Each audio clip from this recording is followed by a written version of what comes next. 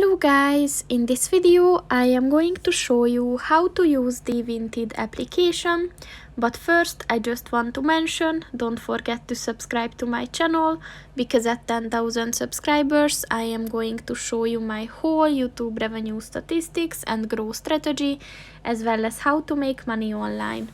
Let's jump into it. First of all, open the application on your phone. So Vinted is an online shopping platform where you can be both a seller and you can also purchase clothing.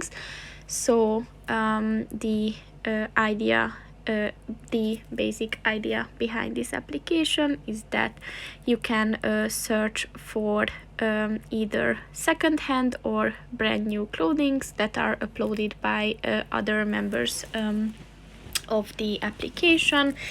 You can just search for different clothings and jewelries and shoes, and you can also create a profile and sell anything that you want to, any of these available categories. And the build up of the application is very simple. You have a home page where you can find popular items, you can find different brands and suggested searches. There's the search bar where you can find your own things. There's the sell section where you can upload an item. The inbox where the reviews and the messages and notifications came.